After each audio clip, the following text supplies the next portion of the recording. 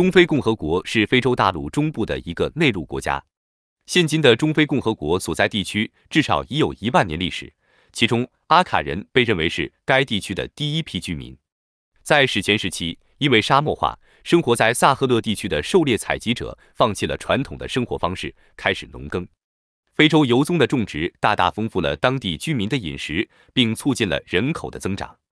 除了可食用的果实外，随着船只的普及和捕鱼技术的进步，棕榈油成为一种常见的烹饪原料。随着铜、盐、鱼和纺织品等新资源产业的建立，中非共和国所在地区吸引了周边地区民族的涌入。公元9至16世纪，中非地区先后出现过班加苏、纳法伊和宰米奥3个部落王国。16至18世纪的奴隶贸易使当地人口大为减少。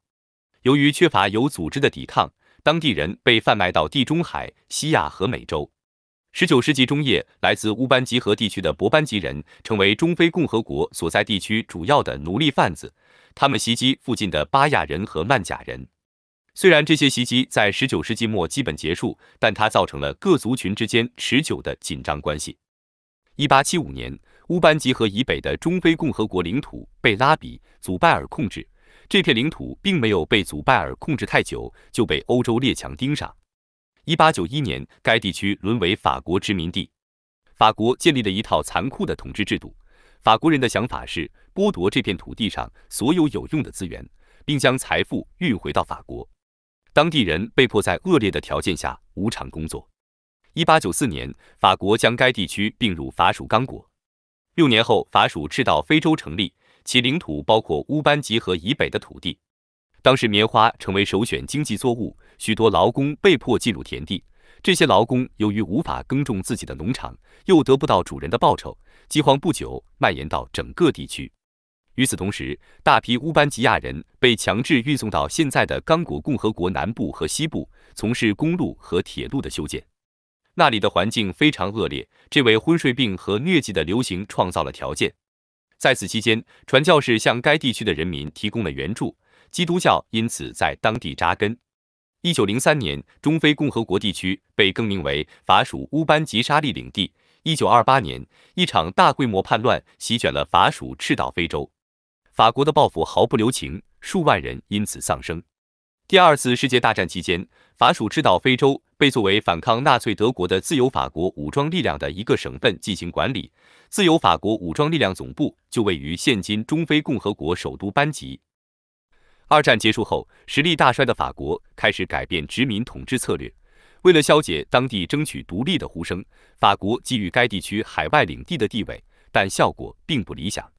为了在法属赤道非洲地区寻求和平发展之路，巴泰勒米·布甘达当选为法国国民议会议员。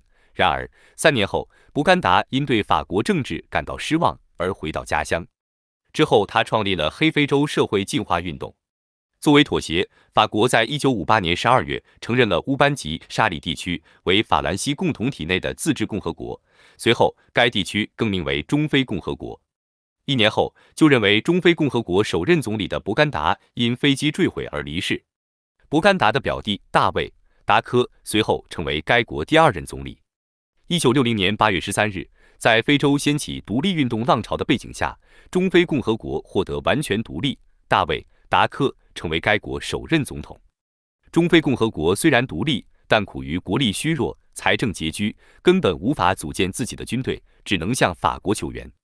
这为博卡萨的崛起夺权埋下伏笔。博卡萨是达科的表兄。2战期间，博卡萨曾在自由法国的军队中服役，因为屡立战功，他曾受到过戴高乐的接见，他称戴高乐为父亲。1962年，博卡萨听从法国总统戴高乐的召唤，回到家乡，负责创建中非共和国军队，并担任这支军队的总司令。由于达科的专断统治，中非共和国当时面临破产的危险。1965年末，达科试图铲除博卡萨，但计划尚未实施便遭泄露。博卡萨先下手为强，率部队攻占总统府并逮捕达科。之后，博卡萨自封为总统。博卡萨上台后，立刻大肆攫取国家财富，他自任8家大公司的董事长。一向以中非拿破仑自诩的博卡萨，经过长达11年的精心准备后，他于1976年12月4日加冕称帝，按照博卡萨本人的说法，他之所以称帝，并非是出于个人的贪欲，而是想通过建立帝制，使中非获得全世界的尊敬。为了追求轰动效应，博卡萨将加冕礼办得极度奢华，总费用高达3000万美元，几乎占该国财政收入的1/3。博卡萨生性残忍，猜疑心重，为了压制反对意见，他经常以各种借口残酷地消灭对手。他在统治中非的14年间，改组了内阁20次。70年代，博卡萨要求所有学生必须穿着他妻子旗下公司生产的校服，这引发了大规模抗议，导致100名儿童丧生。1977年5月中旬，大赦国际公布了博卡萨屠杀儿童的报告，这引发国际社会的强烈谴责。在此背景下，前总统达科暗中与法国总统德斯坦联络，决定联手推翻博卡萨。1979年9月，正当博卡萨访问利比亚与卡扎菲进行以国土换美元的谈判时，达科在法国驻军的支持下发动政变。博卡萨被推翻仅2年后，达科又被安德烈·科林巴将军发动的政变推翻。科林巴掌权后，以奢侈的生活方式闻名于世，这引发大规模的民怨。1986年10月，自认为时机成熟的博卡萨潜逃回到中非共和国，结果他刚下飞机便被逮捕。次年6月，博卡萨被中非共和国刑事法院判处死刑。不过，时任总统科林巴却颁布命令，将博卡萨的死刑改为终身监禁。进入90年代，在国际社会的压力下，科林巴同意举行民主选举。1993年，帕塔塞成为中非历史上首位民选总统。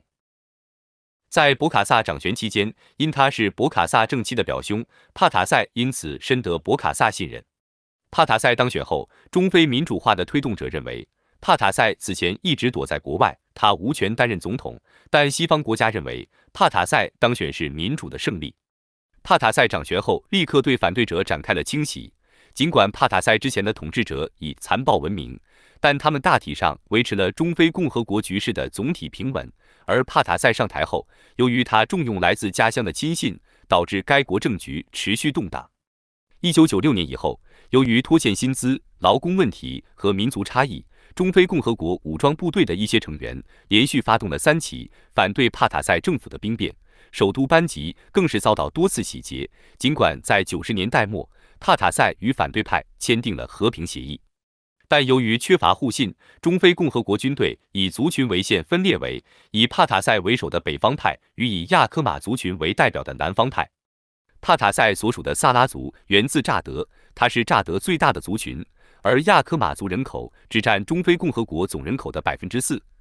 2003年3月，趁帕塔塞出国之际，中非再次发生叛乱，南方人的军队占领了首都班吉的部分地区。其后，弗朗索瓦·博奇兹将军自认为中非共和国总统。博奇兹上台后，被赶下台的帕塔塞的支持者旋即发动了叛乱。不久，博奇兹与乍得反目。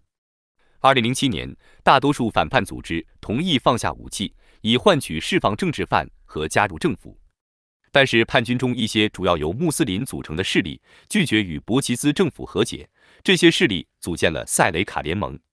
随后，该联盟占领了中非共和国中部和北部的大部分地区。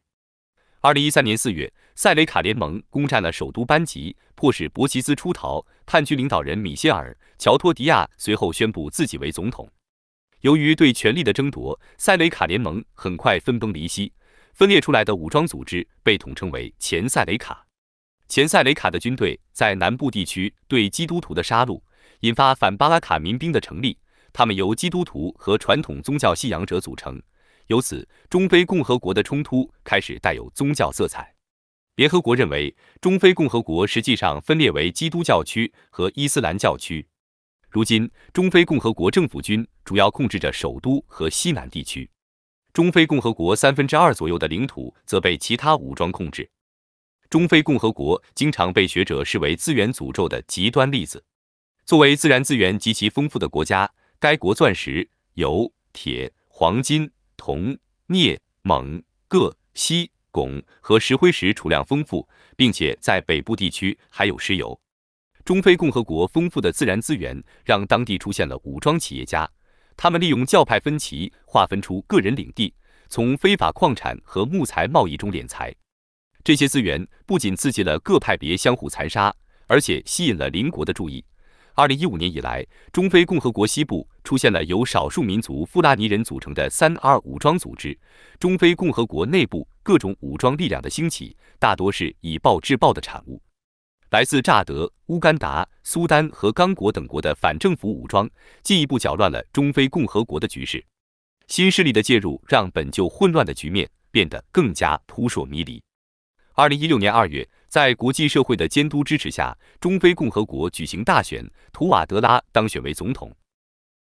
2019年10月，卢旺达与中非共和国签署了防务和经济协议，使其能够进入该国的采矿业，以换取军事支持。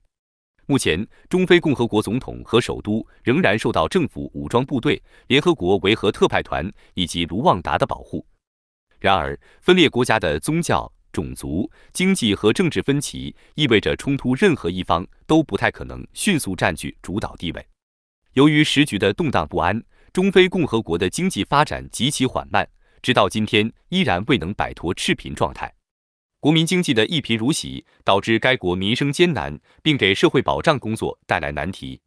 仅以医疗为例，据世界卫生组织统计，该国人均预期寿命仅有49.6岁，是世界上人均寿命最短的国家之一。根据世界银行的数据，中非共和国是世界上最贫穷的10个国家之一。